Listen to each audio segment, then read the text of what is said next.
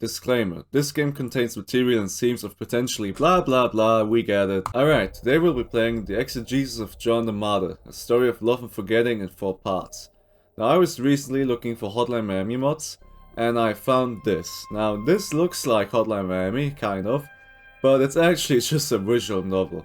Now I really enjoyed it, and that's really something coming from a guy who doesn't read books or plays visual novels. And so I checked YouTube, and there's no YouTube video on it. Well, at least one that isn't a speed run, or, well, like, there's one that's really quick, so you don't get the chance to read anything. And then there's an actual speed run of a guy just spamming left mouse click. It's pretty hilarious. But there's no YouTube video of the guy actually just giving a chance to read or reading it out himself. And so I thought it's time to do a good old nostalgic YouTube video. Just like the old days, when I was watching people like Gronk. And, yeah. I'm not gonna give you context on this game, simply because the more context you have on it and its surroundings, the less fun it is. So, without further ado, let's do this. Oh yeah, and, cliffhanger, this game isn't finished, so if you can't stand those, you better jump off right now. History, Stephen said, is a nightmare from which I'm trying to awake. John Joyce. Ulysses. Yeah, I memorized that, it's way too quick. Anyway. The vending machines cast strange, colorful cones of light through the dark. Rows upon rows of confections of all different kinds and colors and shapes and tastes. A glass manger of attractive possibilities for instant gratification. The life and blood of the Empire, or at least me. I'm not really in the mood for a drink right now. The lounge attendant is slumped over in his chair, the brim of his hat rendering his face in a tiny shadow. On the monitor before him is a mosaic of video feeds from a network of hidden eyes and sensors embedded within the walls and ceilings. A large tree looms in the corner of the lounge. It's illuminated at its base by a small, bare-light fixture which rests its gaze upon a non-obtrusive silver plaque carefully fixed to the tree itself. In memory of those who never made it back. A handful of people sit on the couches, each looking in a different direction, none of them looking one another. A laptop open on the table casts a soft white glow in the dim light, although no one looks at it either. What kind of awful life choices must a person make to end up hanging around in a place like this at this time of the night? Although, now that I think about it, I guess I'm not really in a position to fairly make a judgment like that. An information kiosk currently set to a large display of the time and the weather. After a few moments, a slideshow of personalized advertisements start playing. I find myself engrossed by an unexpectedly moving short film about a man trying to mend his relationship with his estranged son, which eventually pans out into a tasteful advertisement for a life insurance company. That's actually hilarious, isn't it? That's why I love this game. A pair of massive airbrushed eyes stares out of a designer's storefront onto empty marble, brimming with calculated, unblinking temptation. Gigantic white letters, stark and evocative, loom silently beside her. This is the real you.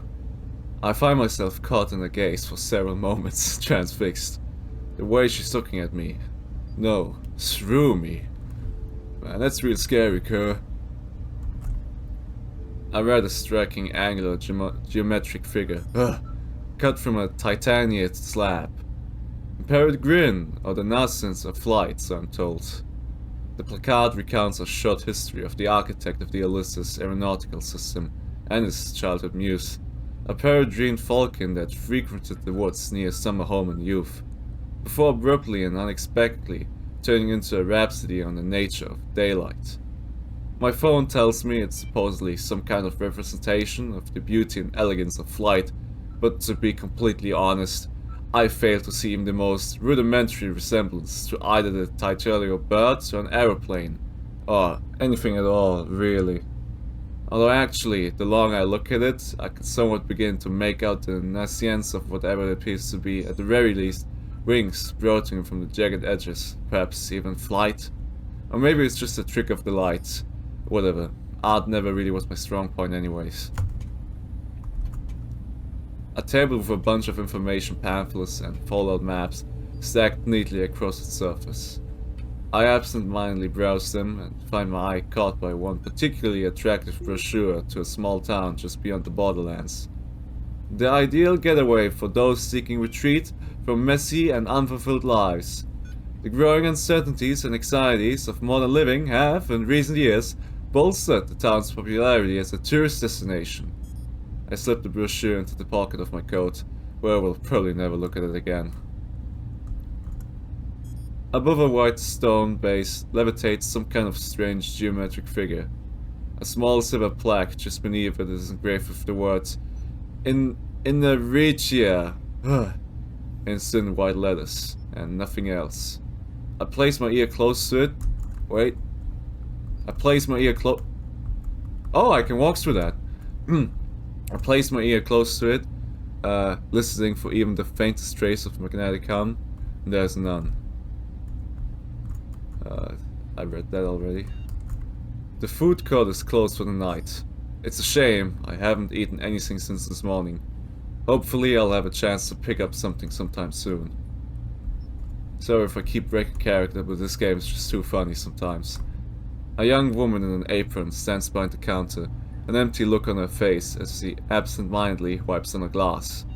A man sits at the far end of the counter, staring blankly forward into his empty drink, silently mouthing words I cannot make out. As tempting as it might seem, the last place I should be right now is sunk at the bottom of a smoky bottle. Even I can see that much.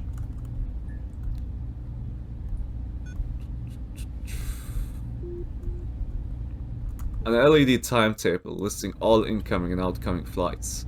Well, that is, if there were any.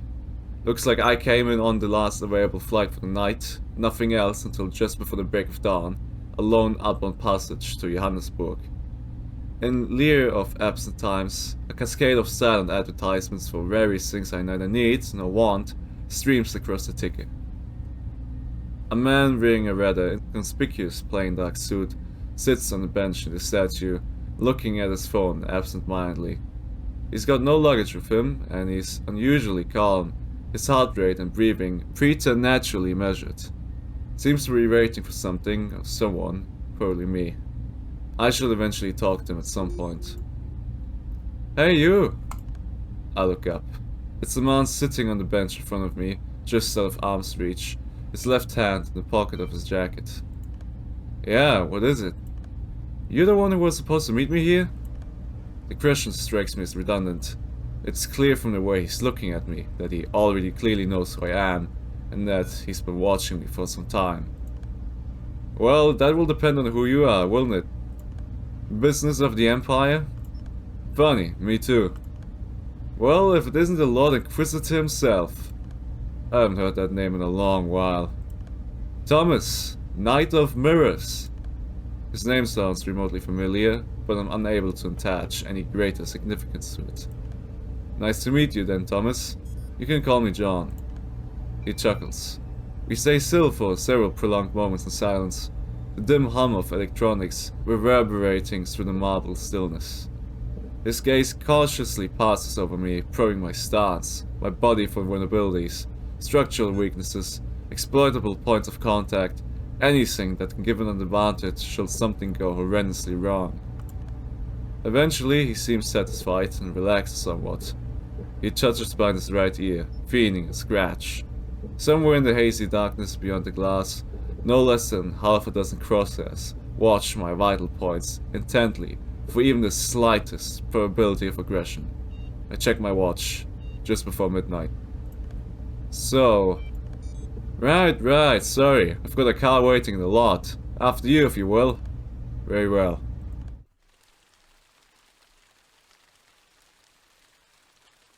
How much longer? So, you finally decided to talk, huh? I got bored. Most people would have admitted that about 2 hours ago. I remain silent. About another hour or so, at least according to the map. These old service roads are son of a bitch to navigate, especially in rain like this. Although I'm sure you know how it is. Looks like some things haven't changed after all. What are you talking about? I'd always figured that somehow, by the time I'd get back, they'd at least find a way to deal with all this godforsaken rain. What, with all the money they put into R&D and all that? Guess there's some things even the Empire can't fix. I hear him snicker in the dark. Something tells me there's probably as much of an aesthetic preference in it at this point as there's pragmatic aversion. Hate to admit it, as much as anyone else, but this place just wouldn't be the same without it. The worst part of what you're saying is that you're probably not wrong. Yeah, well, for what it's worth, welcome home. Home, huh? A funny thing. I'm not particularly surprised you feel that way. Yeah, well, all ironies of history notwithstanding, thanks. He chuckles. You know, you're incredibly different in person than I thought you'd be. Yeah, good or bad? Well, for one, shorter. Oh, that line always gets me. It's just so random. Yeah. Great. Remarkably mellow as well. Remarkably mellow as well. Living 5 years of your life in an ephemera tends to have that kind of effect on most people, I reckon. Most people in that position don't even have the luxury to be able to afford that kind of insight. Not that you've got anyone to blame except yourself, though. Yeah. Although his face is obscured in the darkness, I feel him grin inwardly. What is it now? Most people in that position don't even have the luxury to be able to afford that kind of insight. Yeah, well, just my luck then. He sits and ponders something for some time. I can't tell what he's thinking, but frankly, I'm not particularly interested. Outside, mist hangs over the landscape, illuminated by the fluorescent glow of billboards and electronic banners. Turbines rise through the clouds, their storied tracks of light, like red, glimmering eyes, blinking distantly in the rain. You know, for everything I say about you, you actually seem to be a pretty decent guy. Pretty interesting as well. You must be a pretty boring one then. It would be the first time someone told me that one before. Still, I never would have figured. Your reputation precedes you quite a bit. Casts something of a long shadow. Are people still saying the same things they were saying back then? Well, they're not so harsh anymore for one thing. That is, on the relatively rare occasions your name does get brought up in conversation. But how much of that is just a matter of people forgetting and moving on, or genuine forgiving, I don't know. At this point, it's just become a blip on the horizon of history, for better or worse. You know what they say, time heals all wounds. Even after they closed the official inquest into the whole matter though, your shadow persisted for quite a while. They never did find any kind of long-term replacement for you either. No one wanted to bear the dishonor of standing the hole you left behind. Not all wounds, I guess. Yeah, well, you know how people are. Yet you still seem to be remarkably at ease with me. And? Just interested in your take on it. The atmosphere has suddenly grown very tense very quickly. His face is completely blank, utterly obscured by shadows, his words deliberate and cautious. All I say is that I don't doubt you did it, but I also don't doubt you had reasons, whatever it is you did or didn't do. Huh. He steals an uncomfortable glance at me. Well, if you're expecting me to say anything about it, you're in for disappointment. Yeah, I figured about as much. The conversation dies for a moment and an uneasy tension settles into the space left behind. After some time, he coughs and attempts to reinitiate the earlier conversation. So, yeah, anyways, you sure as hell left an impression, I'll give you that much. It was quite a bit of a shock, to say the least, to suddenly hear the Empress summon you by name, and directly at that. Gave me quite a shock myself, receiving that message. Imagine years of nothing, and then all of a sudden one day you get a knock on your door and it's an actual person talking to you instead of this nebulous void where a person should be. I thought for a moment I'd finally lost it. I can only imagine. It was a hell of a surprise for sure. Well, maybe this is your lucky break. Yeah, I hope.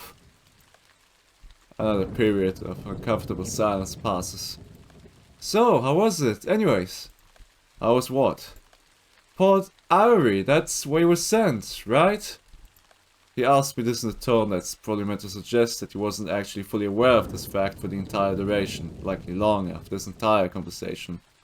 At the very least, I appreciate his attempts at enforcing some kind of normative social etiquette, It's certainly a step up from the last time I was here.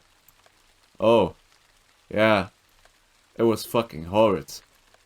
Huh, no joke. I went there with my wife a few years back for a honeymoon. It seemed like a pretty nice place. The downtown, at least. We didn't go much beyond that. Nice change of scenery and all that. Really beautiful sunsets. A break from all the rain, that's for sure. Nice to visit, sure. Living there, though. Well, what's not to like? Most people will kill to be in a place like that for 5 days, let alone 5 years.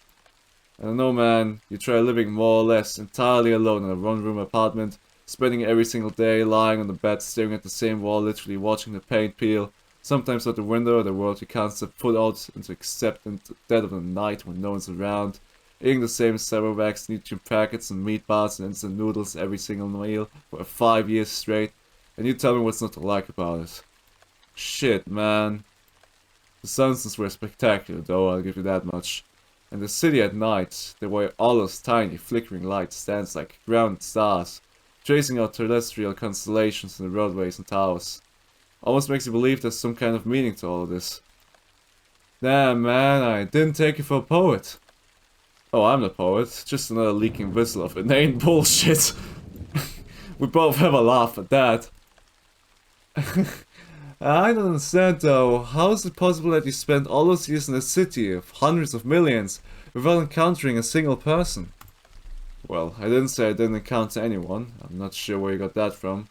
Truth be told, especially at the beginning, I saw a lot of people actually. I just couldn't interact with any of them. What do you mean? Why not? You ever seen someone who's been put under anathema? It's a bit inconvenient to strike up a conversation with people who see nothing of you except a fuzzy pixelated color of a human being. It's even harder when you've got a giant banner floating over you, announcing to the world if you have registered class 4. You're right, that's a 4. Offender. Not exactly ideal for small talk, you might imagine. God damn it, that sounds god awful. I honestly probably would have just done myself in after a year or two like that. Believe me, I considered it more than once.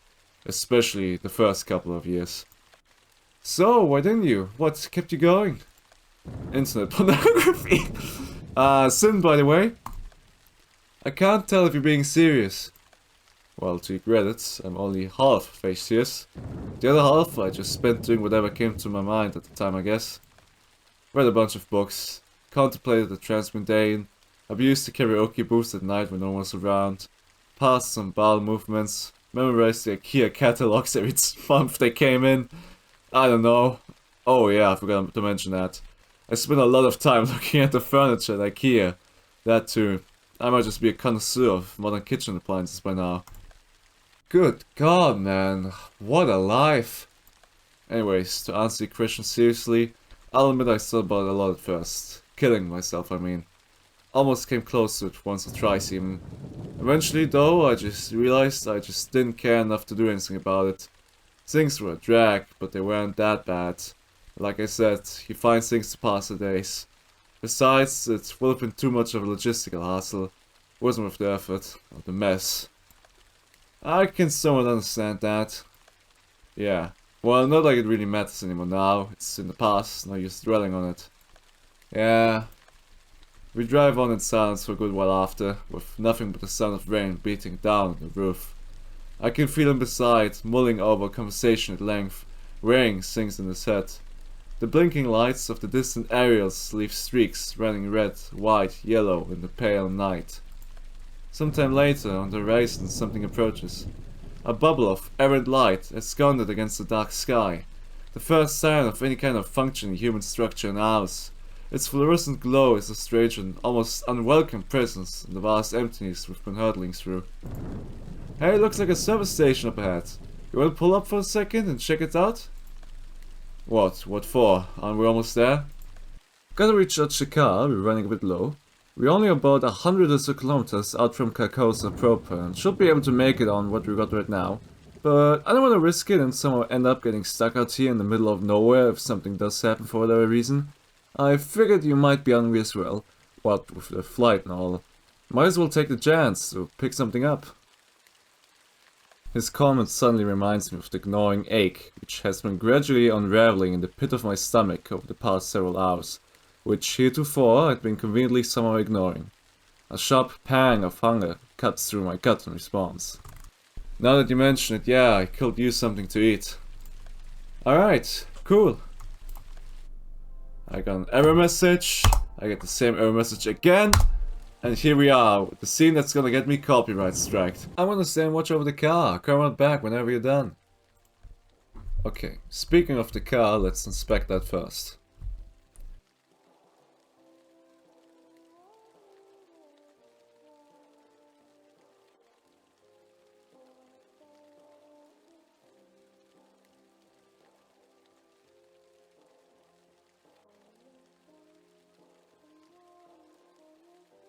Although their practicality has in recent years been rendered effectively obsolete by the virtual elimination of high-profile operations, they nevertheless persist in public consciousness as potent reminders of the brutal efficiency and power wielded by the much feared and respected enforcers. A tall, lanky man with remarkably extraordinary posture. His stance is careful and deliberately disarming in how carefree it seems. The easy confidence of a man whose body has, through sheer mechanical repetition and willpower, been transmuted into a lethal and elegant tool of mass destruction. There's a history of weakness hidden beneath all the training though, in the way his left hand slightly trembles when he's on edge, in the subtle limp in his step, tempered down by months, I imagine, of physical therapy to a barely noticeable inconsistency. Some kind of loss, a partner, a spouse, still lingers, a wound concealed beneath a superficial layer of epidermal deceit. A man fighting each day a losing battle against the tides of an unbearable yearning. Or maybe I'm just projecting. A quartet of battery consoles. The luminescent paint on their faces has begun to crackle and peel, and the lettering is faced to the point of near illegibility. Illegible in the way I just said face, and they're just... You don't know how many takes I had to do for the scene. These words are just so difficult to say for a non-native English speaker. I am so sorry, but I still hope you're enjoying this as much as I am. They are older nuclear models, judging from the small LED indicators dotting the underside of the panels, and it appears as if they haven't been serviced in years. I'm surprised they're still even in commission at all, let alone that they still apparently hold a charge. Most of these were phased out after the last Inquisition as part of the reconstruction effort. We must be in one of the unfortunate interstitial regions that happen to fall outside the building zones. Consolidated power 24/7. The letters loom eerily in the mist, stark and sudden. Where there used to be a screen of some sort below it, presumably for displaying the prices or the forecast, there now sits on empty wireframes through which the wind rushes, rattling the supports. Tied around one of the posts in a peculiar configuration is a single white banner, a ghostly tattered strip streaming out into the empty darkness, an uncomfortable memory of a time not so long ago. I remember its meaning all too well.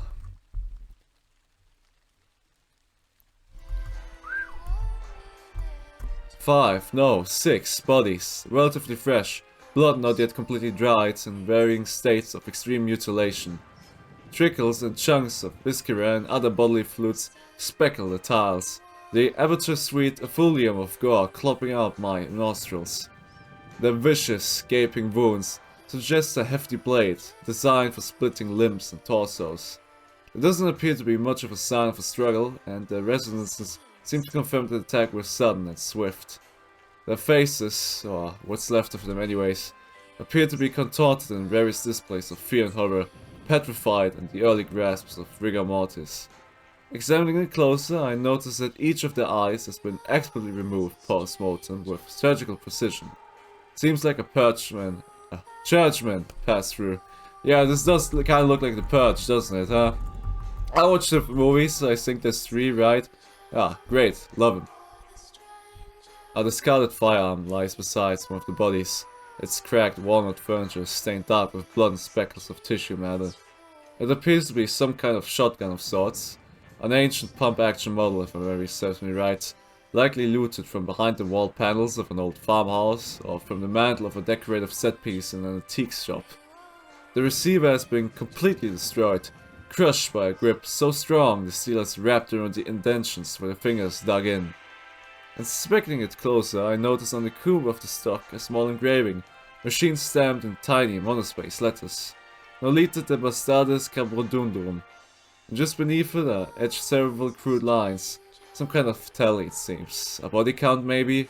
And if so, an indigent triumph at enemies cut down in vengeance, or a poignant reminder of loved ones lost to the wastes. I count 11 lines. Whatever they once measured, they're now meaningless, lost with the owner. Looks like the bastards got to you after all. A pyramid of potted meats in white plastic containers, stacked up about 5 feet high. A cardboard sign stands nearby. What is home without plum trees, potted meat? Incomplete, without a body of bliss. I feel vaguely mocked. Rows upon rows of assorted bottled and canned drinks stacked to the height of the ceiling. I find myself tempted to purchase a Diki Pepper, and although I'm not really particularly thirsty at the moment, I'm unable to resist the temptation and end up grabbing a can despite my better reservations. Oh man, the critique on postmodernist capitalism is just insane, man. A cooler containing a bunch of deliced sandwiches, yogurts, fresh fruits, and cold cuts. This is probably what I'll find what I'm looking for. I scan the labels for something that looks appealing and eventually settle on a roast beef sandwich with pepperoni and Swift cheese. Oh man, I wish I had one of those right now. A bunch of frozen instant meals and ice cream bars. It's too cold outside for ice cream and I think I once ate an ice cream in autumn or winter when I was going back from my break. Oh man, a Russian one at that. I tell you, it's never too cold for an ice cream, that's a lie. Like screw society. Anyway. And I've been eating preheated breakfast burritos pretty much every day for almost 5 years in a row now. I think I'll pass on this one. Are you sure? Colorful bags of candies and other sweets hang from the racks.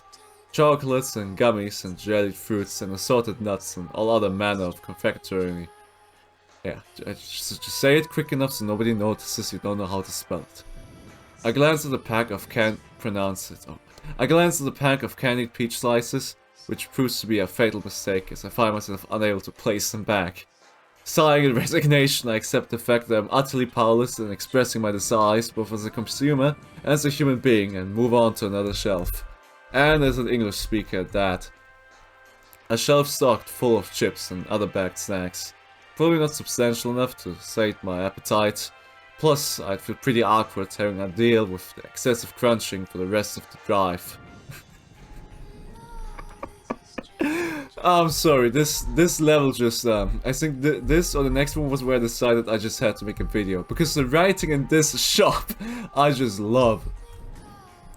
An assortment of baked goods, everything from cookies to pies to small cakes. A separate basket holds a variety of breads, baguettes, rolls, bagels, flatbreads. Tempting, but probably a bit too messy. Besides, I'm not about to eat a piece of 11-pound cake in a moving vehicle without utensils. My life hasn't gone that bad yet. Yeah, yet. I think I once ate a Burger King in the backseat once. Yeah, I sure had to be careful. Yeah, wouldn't want to do with cake. A shelf stacked with an assortment of non-perishable goods. Potted meats, canned fruits and vegetables, various meat jerkies, preheated microwavable meals to go, and larger meal rations wrapped in the element-resistant trademark cardboard packaging. I examine the offerings, but find nothing of interest. Is it bad that I find that kind of appetizing? That stuff? Several posts make dispensaries, offering a bunch of different flavors and slushies. Floats and fountain drinks, flanked by of recyclable paper cups and plastic utensils. They emit a low electric warble. A drip-fed instant coffee machine sits in the corner, gently bubbling. I'm not really thirsty at the moment. And yes, you can walk through this door right here. All other ones are locked. They really locked the bathroom on us. That is just, even for game demo, that is just horrible. A rack containing a number of physical birthday cards and letter templates shoved their way into the back of the store. The colorful, cute designs smiled back at me, a scattering of happy cartoon animals and tiny figures dancing around the disposable paper stock displays. Part of me feels profoundly moved by their unseen, ignorant plight, that they should be so blissfully unaware in their ephemeral trappings, to be bought and opened once and then discarded into the waste bin, their smiles flickering away into ash. That is, if they even bought at all. It makes me sad, so I stop looking at it, although the feeling of some kind of profound loss lingers. That is just so insanely relatable, man. I had exactly that once. Like, I'm sorry that I keep interrupting this action-packed gameplay, but dude, this, man, you know what I'm saying? A girl wearing an apron and a name tag labeled Charlotte stands from up, working away at the stains of blood splattered across the linoleum. When she senses me watching her, she looks up and smiles brightly. Her eyes glow an electric sign, brilliant and unnatural. Hiya, welcome to Consolidated Power Service Station number 9389. My name's Charlotte, I'm pleased to meet you. How may I be of service tonight? Hey. Say, you wouldn't happen to be from the cleaners, would you? The cleaners? No. Oh. She seems disappointed for a moment. Her face goes blank as she ponders something. Then she returns to smiling. Well, that's okay. Is there anything I can help you with? No, it's okay, my friend and I just stopped to pick up a charge. Oh, by the way, I think I did pass a cleaner truck back about a dozen miles or so. It must have been headed over here. Oh, how lovely! What splendid timing! Yeah, it should be here soon. So what are you doing out here at this time of night? We so rarely get visitors anymore.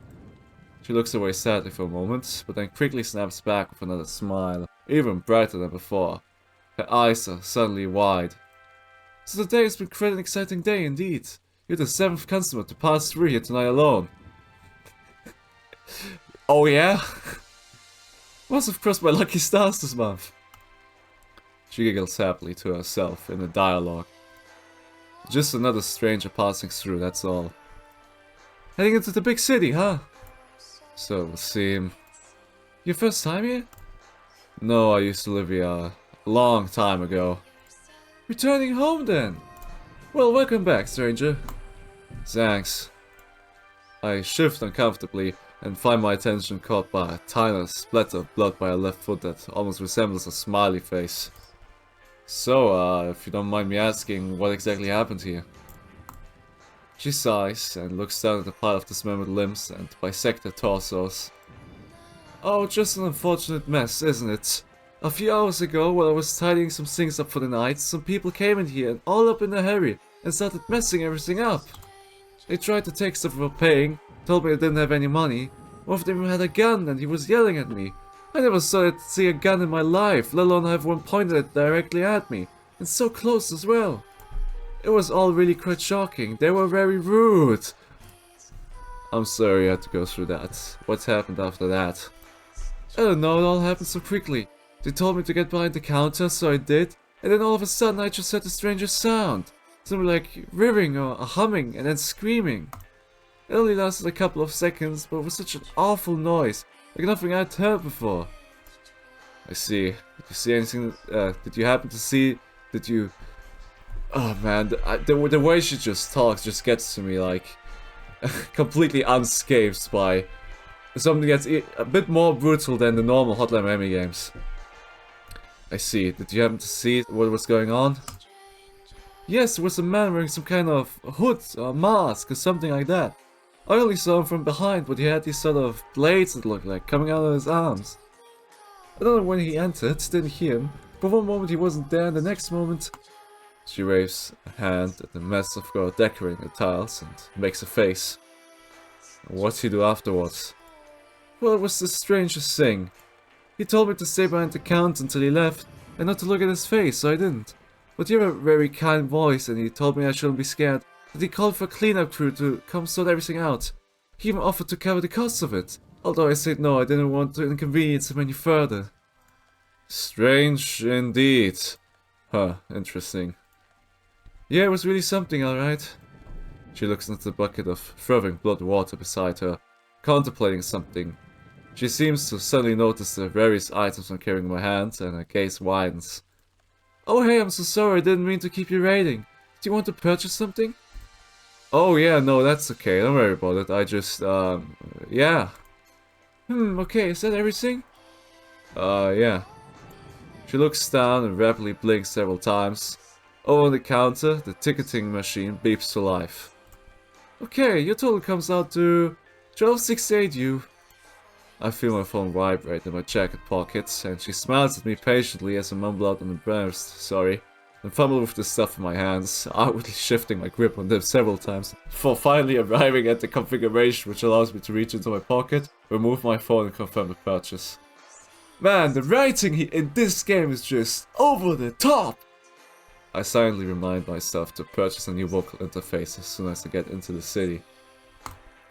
You all set? Would you like your receipt? Yeah, actually, sure. Here you go.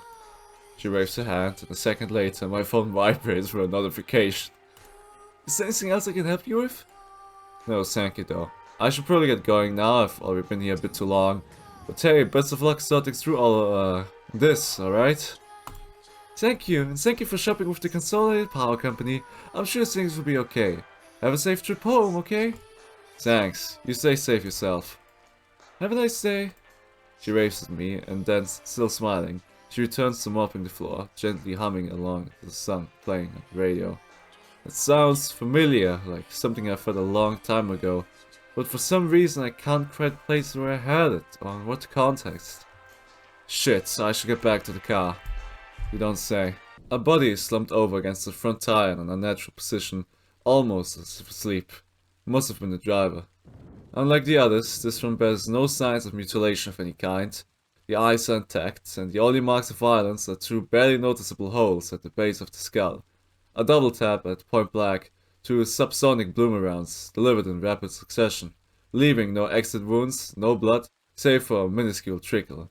An instantaneous death from behind. The killer must have then grabbed the body before it had a chance to fall and seized where it now rests. How peculiar. A wind-whipped long-distance hauler, its trailer stuffed with enough provisions and accommodations for months of travel. A custom ventilation system has been carefully concealed in the walls and ceilings of the trailer to filter oxygen in and out of the enclosed space. The keys are still in the ignition, and the interior seems to have been untouched. Taped to the side of the trailer is a laminated sheet of pink paper. E40, Notice of Indictment, with the names of the now deceased printed out in neat monospains font beneath it, each one of them stuck through a thin black line. At the very bottom, a QR code has been stamped with an illegible scratch of a signature alongside today's date. Alright, enough of that. Alright, let's not waste any time here. You sure took your time back there. Had a hard time deciding if I wanted the Japelina cheddar or the caramel crunch. And the verdict? Neither. Shame, I personally would have gone for the sour cream and onion. Not a bad alternative in retrospect. So what the hell happened back there? I saw a body propped up against a lorry outside. An E40. E40, huh? Weird, the guy I saw looked pretty intact to me. That was just the driver. Paid off. Guy probably didn't realize what he was hauling. Wrong place, wrong time, wrong side of history.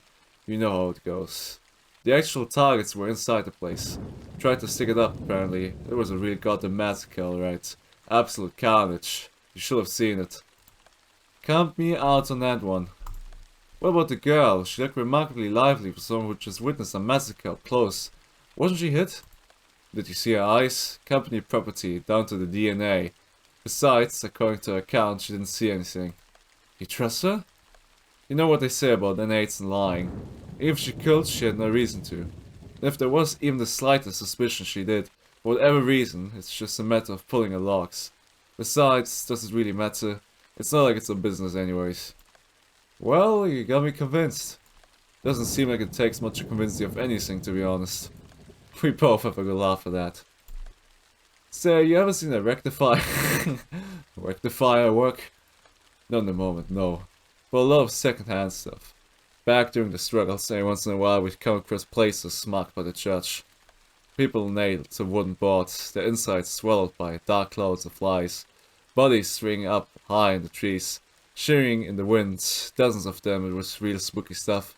Closets and rooms packed with people or parts of people, stacked up taller than you and me. One time I even saw a beach full of human totem poles. It was an absolute horror show. Fuck, man. Sometimes I really have to wonder what it's like to live as a human meat grinder. Gotta be a real head case to do that kind of work for so long, I figure. Probably not the life of the party, I reckon. He chuckles grimly. I reckon if Freya shows up at your party, you can bet your life, well, whatever little life you're remaining in you, that is, that there's gonna be nothing but mangled carcasses by the end of it. If you're lucky, that is. What about you? What about me? You ever seen one of them at work? Hell no, and I sure as hell hope I never have to.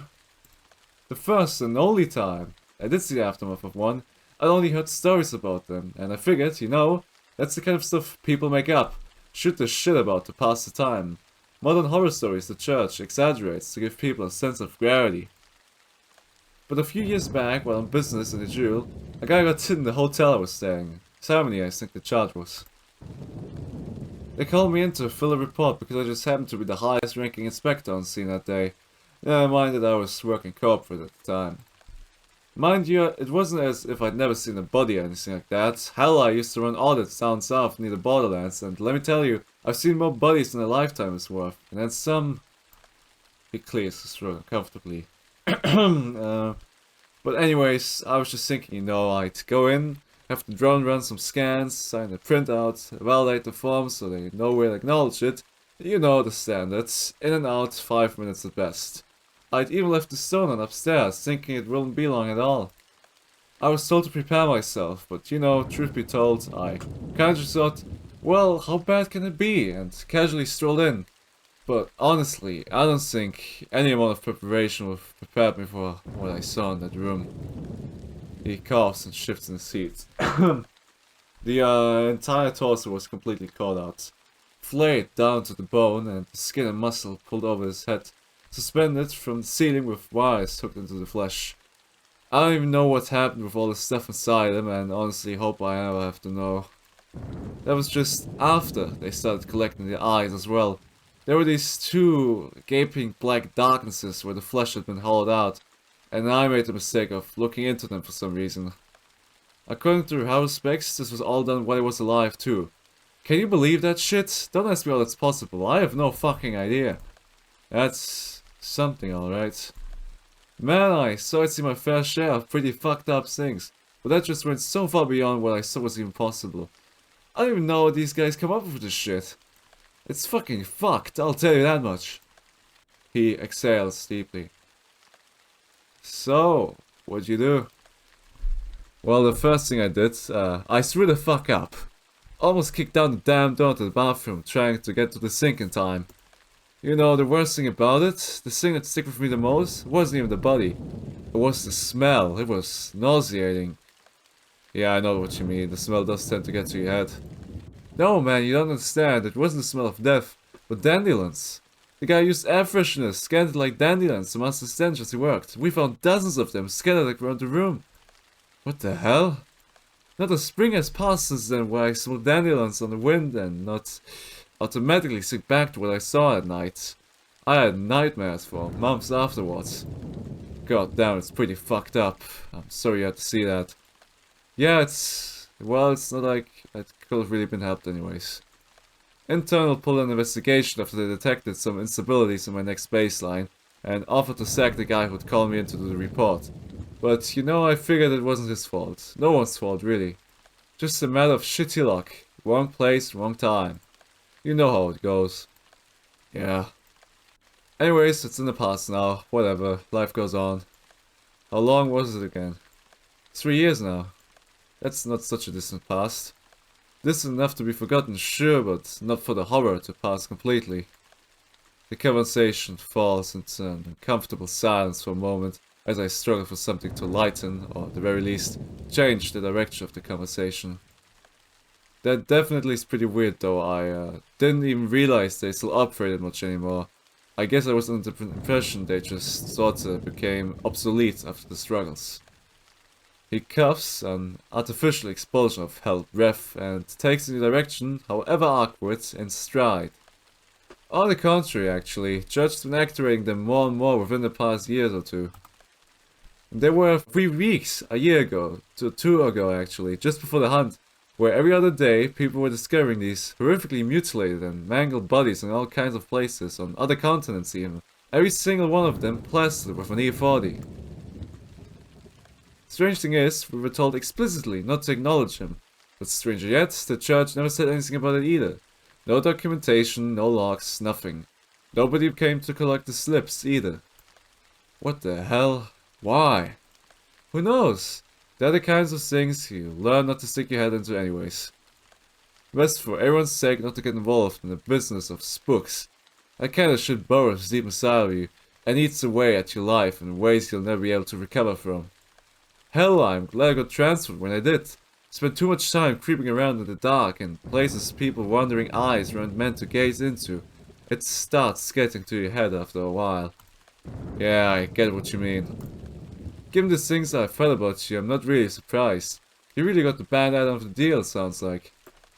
Yeah, well, a job's a job, and it's gotta get done at the end of the day. Just about the only thing I'm good for anyways. Hell, I'm with you on that. But at least we're not spooks, right? There's always that. A bit of irony in that. What do you mean? I reckon if most people were to take one look at us right now, they'd pretty much instantly see we were spooks ourselves. What gives you that impression? Well, I don't know, you're currently escorting a class 4 felon in an unmarked government vehicle down an abandoned interstate at an ungodly hour of the night. He laughs proudly and suddenly, his laughter clearing away the tension lingering in the cabin. His eyes gaze out the windshield into some distant haze of memory. The air pressure has begun to drop noticeably, and although it hasn't yet come into view, I can feel the immense inertia of the crater draw close. Nah man, you see, being a spook, it's not just acting in a certain way, it's a kind of philosophy, a way of living. Me, I do my job, I enjoy it, I'm good at it. When I go home at the end of the day, it goes up on the shelf along with everything else until the next day. Or at least, it does on the good days. A spook though. A spook lives and breathes his work. He doesn't need to eat, he doesn't need to sleep, he doesn't need to shit, he doesn't even need to breathe. No desires, no fears, nothing which keeps him up at night, no ghosts to haunt him in the dark. He just sits there and waits patiently, as long as he needs to until you slip up and make a mistake. And that's when he finally makes his move. A creature of pure, inscrutable will. Sounds like you're describing the average licensing audit. You know, you might just be onto something there. He laughs again, and I finally finish the sandwich. A silver of pepperoni gets stuck between my back teeth. After awkwardly, futilely attempting to dislodge it with my tongue while avoiding any kind of covertly explicit behavior, I give up. Overhead, an aeroplane rolls by, its headlights cutting swaths of white lights with rumbling clouds. Freaking pepperoni in the teeth, man. I know that feeling. You know, all this time we've been talking, I don't think you ever once told me what it is you actually do. Well, looks like it's unnecessary information, given that you seem to be following along pretty well, right? Yeah, well, I can't really argue that. So, what is it that you do anyways? Seeing that it's you here and not someone else, gotta be something pretty important, right? I don't know about important, mostly just lucky. You could probably say that about all of us. Nah, most of the people I work with, the girls especially, are ridiculously qualified for what they do. I've never seen people more deserving of their positions. That royal intuition never ceases to impress, I guess. So, you serve the Empress? What do you mean? Of course, we all do. Spare me the rhetoric, I haven't been gone that long. I meant directly. He chuckles to himself. Yeah, court intelligence, color me impressed. How long? Just coming up to a year now, give or take. A bit longer. Oh, I see. What you do before. Security forces, internal operations, counterintelligence, and security architecture, that kind of stuff. So what, surveillance and monitoring? Well, that's a part of it, although the scope of my responsibilities is generally broader. Deterrence, continuity planning, you know, and I don't tend to deal with the micro stuff too much anymore. Didn't you say you were working corporate earlier? Yeah, I was contracted for it a bit by Palisade. A corporate bank contracting the government security specialist? First time I've ever heard of a deal like that. Well, I started out in private banking and actually got contacted by people from the Empire who were interested in the work I was doing, I just started looking for jobs back then, and well, long story short, I ended up landing a spot in security. It's funny, really. All my life, I studied finance, specializing in forensics because my father was in it and his father before him, thinking it was the natural path for me to take. Had this whole life planned out for two. The house, the money, the view, hell, I figured maybe even this whole life I planned for two. The house, the money, the view, hell, I even figured out he drifts off. A happy Riviera, unexpectedly dislocated by grinding halt rally. The light in his eyes flickers and bursts, fizzling out into a dim ache. Yet now here you are, career G-man. Yeah, so it seems, although sometimes I can't help but wonder how things will have gone had I been able to stay down that path. Well, the pay grade here isn't so bad at all either. Yeah, well, at least in an office, the number of bodies I'd have to deal with on a daily basis will have stayed with a comfortable 0. Can't really argue with you on that one. Yeah, well, at this point it's a bit too late to be harboring any regrets of flights of fancy. It is what it is. I offer him a candied peach slice. He takes it, says a quick thanks, and begins chewing away at it. A wind farm flashes by in the darkness, looming over the horizon. The long, slender blades of the windmills cut shimmering arcs through the downpour. Hey, whatever happened to... what was her name? Sir Ari, was it? Disappeared, you know her? I see. No, well, yeah, somewhat. We worked together for some time. How long she's been gone? A couple of months longer than I've been in office, I think. I inherited her stuff. What happened? A joint expedition with the church into the southern reach, which, as you might expect, means she's lucky if she's in fact actually dead. The Inquis presumed her KIA, as it seems, for everyone's sanity. It was all over the news afterwards. They turned her into some kind of hero. Canonized and all in the Hall of the Dead. Even gave her a commemorative plaque. They're still running operations down there? Talk about not learning from the past. Yeah, well, thankfully that was the last trip in. Nobody's gone under Imperial authority after that, and even the church doesn't seem to have much interest in it either anymore. Better for everyone's sake, you ask me. Shit, I doubt anyone will argue against that. Well, at least she didn't go in vain. Light guide her. Ha, I didn't take you for a practicer. What? Oh no, well, I don't know, it's been a while, just an infection, I guess. Old habits. I see. You? No, I used to do some constellations for them, that's all. He looks down at the steering column and then up at the windshield, at the dark spot just beyond the headlights coalesce into an infinite black. His sentence is remarkably clipped, and I catch just the briefest trace of some kind of painful longing before he coughs and changes the subject. Hey, we're just about there. I look up out the window. In the distance, just over hill, I can see the clouds glowing with the outworldly light of the monolithic towers scraping at the undersides. A light shining in darkness. Carcosa. Pretty surreal, to be honest. I honestly never thought I'd ever see this place again. Yeah, well, here again, for what it's worth. Home sweet hole. Man, I could really go for a long sleepout right now. I didn't realize how spent I was. I hope they gave me a better bed this time around. Hold your horses. You're not through the gates just yet. You still gotta go through processing first. Son of a bitch, I was trying to conveniently forget about that. It's just the baseline this time, shouldn't take too long, you know the drill.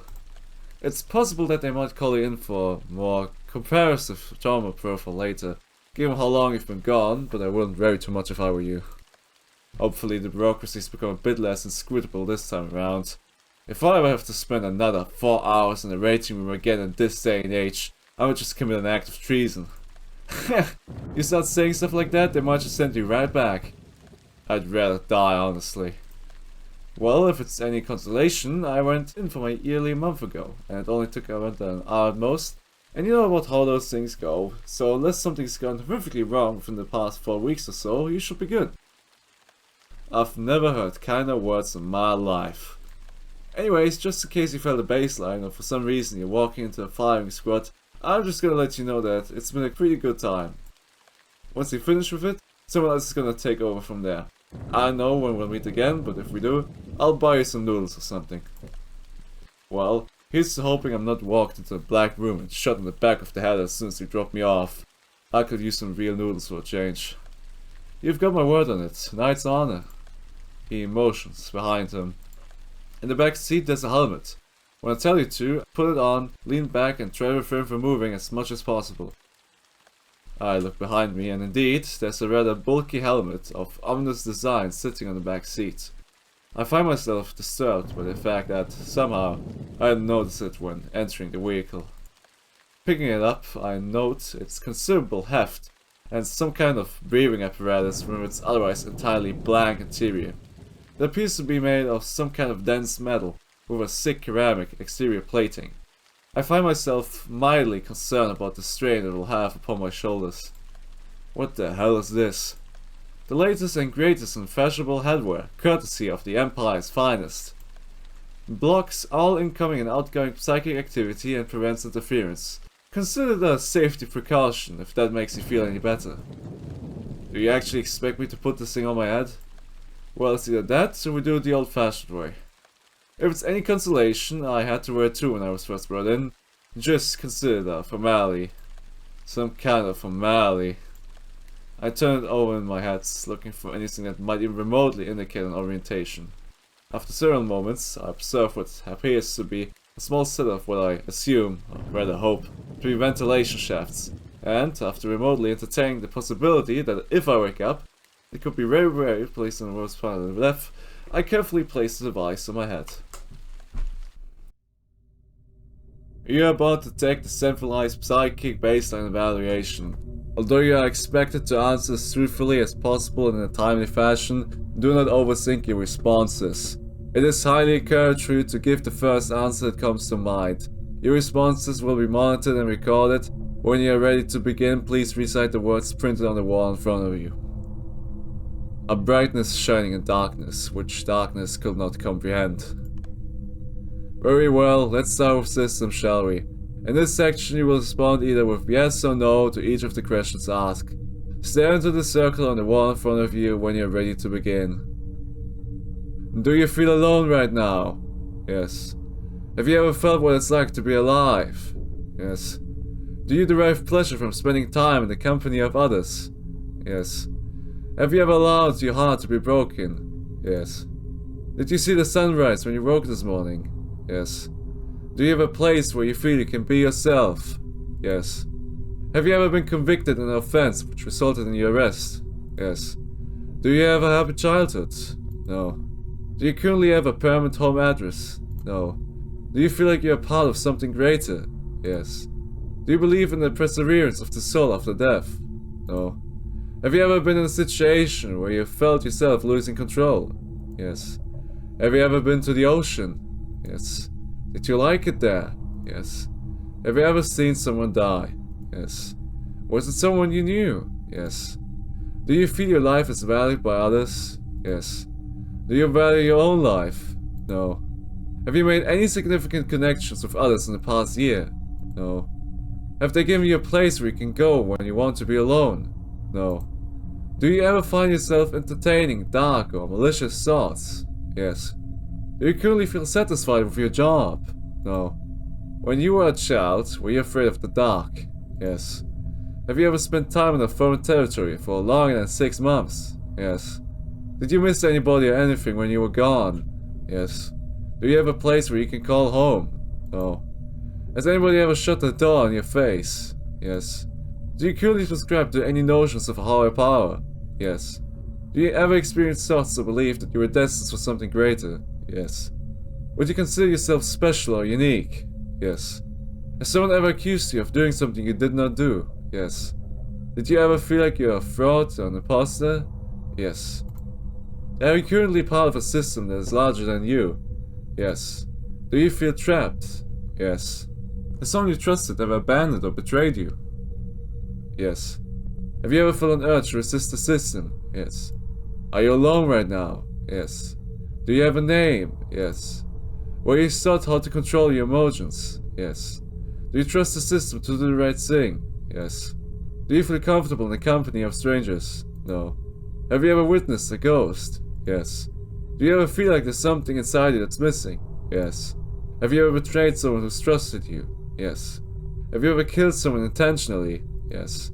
Have you ever experienced a nightmare that you could not explain? Yes. Have you ever felt like you did not belong? Yes. Have you ever cared for a pet? No. Have you ever been in debt? Yes. Have you ever experienced what it's like to fall in love? Yes. Is there anyone in this world who knows you better than yourself? No.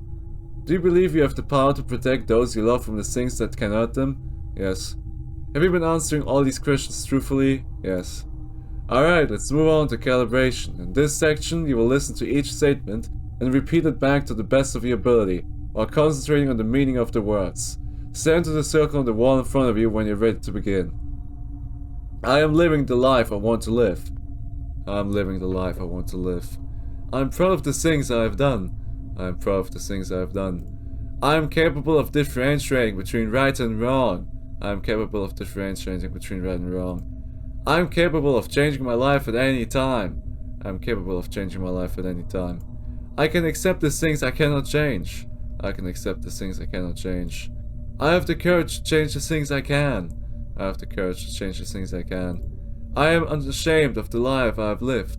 I am unashamed of the life I have lived. I trust that things will turn out okay for me. I trust that things will turn out okay for me. I have lived a reasonably happy life. I've lived a reasonably happy life. I feel like I've become a better person. I feel like I can become a better person. I feel satisfied with the life I've lived so far. I feel satisfied with the life I've lived so far. I was brought into the world for a good purpose. I was brought into the world for a good purpose. I can solve the problems which trouble me. I can solve the problems which trouble me. I possess control over my life. I possess control over my life. My life has intrinsic meaning. My life has intrinsic meaning. My life is worth preserving. My life is worth preserving. My life is worth living. My life is worth living. My life is a valuable thing, both to myself and others. My life is a valuable thing, both to myself and others. There are things I don't know. There are things I don't know. There are things I am not meant to know. There are things I am not meant to know. There are things I should not know. There are things I should not know. I know the world is a fair place. I know the world is a fair place. I know the world is a safe place. I know the world is a safe place. I know the world is a good place. I know the world is a good place. You have now reached the end of the centralized psychic baseline evaluation. In order to complete the session, please recite the words printed in the world in front of you. A darkness shining a brightness which brightness could not comprehend. Alright. Error message? Save error message.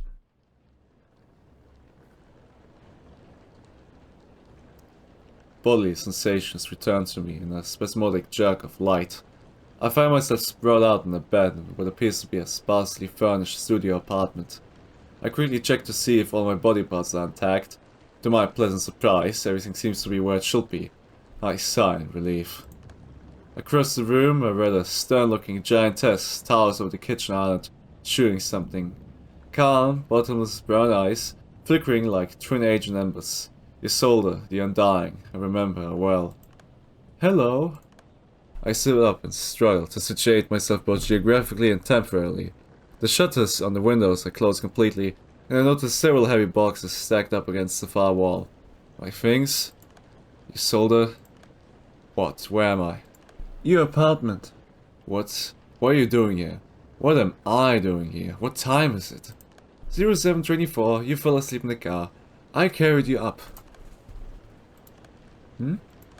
You couldn't have just woken me up. You seem to be enjoying your rest. I didn't want to disturb you. I feel like saying something, but coming up with nothing. I instead a sigh and reach into my pocket for my phone.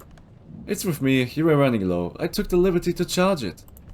She tilts her head down just slightly at the kitchen counter. My phone sits beside her. Right, thanks. I look down the bed, my mind utterly blank. How long have I been asleep? Just under 2 hours. 2 hours. Somehow it felt much longer. I probed my mind, struggling to assemble even the most tenacious recollection of a timeline since I left the station. But strangely enough, I can't remember anything. Suddenly I notice a strange sensation just beneath my temple. A kind of very low hum, barely noticeable unless I focus very deliberately on it. I reach up to it. Her voice interrupts me. A subdermal neural implant. Subdermal? What the hell? Since when? Inserted while you were out. Comms and interface mostly. Standard issue tech. The buzzing will go away in about an hour, it's just calibrating to your body at the moment. I see. Must be new tech, although I feel that I should be at the very least mildly disturbed by the invasive surgical procedure performed on me absent of my consent. I instead distract myself by marveling at the fact that in my absence, R&D finally had the wherewithal to phase out those damn headsets they've been servicing for God knows how long. So, my thoughts trail off. She reaches into a small pouch at the belt and produces a small cube, wrapped in silver foil. I watch in silence as she carefully unwraps it, making sure not to read the tap and to never say silence again, revealing a pink wad which she delicately places into her mouth, chewing slowly. She then flattens the foil out in a perfect square, which she places onto a rather considerable stack of identical squares at the corner of the table. After some time, she looks up at me. Yes? I cough. What exactly is going on here? What are you doing here? How have you been? I watch in uncomfortable silence as she proceeds to eat another one of the small pink cubes with slow and deliberate care. Strawberry chewables, her favorite. Some habits never die, it seems. I was instructed to escort you to your residence following your completion of the processing evaluation. Is that all? So it seems, yes. She looks as if she's pondering something, but I can't tell what she's thinking, or what she's even feeling for that matter. I briefly contemplate bringing up the fact that at some point between the processing station in this room and an interface invasively integrated into me without my knowledge, but eventually just decide it's a lost cause and try to move on. Right, so, how have you been? I have been well. He states it so plainly, neutrally, and in such a matter-of-fact manner, I'm unable to pick up even the faintest trace of any kind of genuine expression. For some reason, I expect her to continue, perhaps to elaborate on it, but she doesn't. Alright, well, I'm glad to hear that. She nods ever so slightly, a barely perceptible gesture of affirmation. The apartment is filled with an awkward silence that, were it not for the gentle squishing of her chewing, would probably be intolerable. I am pleased to discover that the place at least seems to be very well insulated against external noise. So, is there anything I need to do? Not at the moment, no. My mistress has exercised great compassion and granted you the rest of the day off. Tomorrow she will hold audience with you. I shall return to pick you up in the morning at 800. For now it should be wise for you to get rest. Right, thanks. She takes one of the small silvers of wrapping foil and begins to fold it. My mind is clouded by an impenetrable and futureless fog, and she doesn't seem particularly interested in saying anything either, so for the next minute or so, we sit in complete silence as I dispassionately watch her fold and crease the paper with tiny, precise movements, slowly working the thin square into a more elegant form. At last, she inspects her creation with detached interest, and apparently satisfied with her work, lays it to rest upon the marble face. I'm too far away to see what it is. Very well, if you have nothing more to say to me, then I shall take my leave. I expect her to stand and exit, but instead she just sits there looking at me. I wait for several awkward moments to see if she does anything, but it appears as she has no intent to actually carry out what she just said. Alright, have a nice day. Yes, you as well, I shall see you tomorrow. Without waiting for a response, she swiftly stands, deftly gathers the small stack of flint squares, tucks them into a small zippered pocket on her left shoulder, and exits the apartment. And that's it, that's the entire game. There's technically more dialogue when you hover over the objects, but it just doesn't show up. And I don't think it's probably not that important anyway. And yeah, I hope you enjoyed it, despite the technical difficulties I faced in the recording. I tried my best to fix it. I'm really looking forward to the new game that the developer's making. It's called My Work Is Not Finished Yet, I think, or Not Done Yet, whatever. And I'm pretty sure it's connected, somewhat connected to the lore, or what you might want to call it, of this game. I think it's about the Borderlands. And I haven't played the demo yet, maybe one day I will. Maybe it'll prove me completely wrong, but whatever. Anyways, I hope you enjoyed it. Have a nice day and God bless you.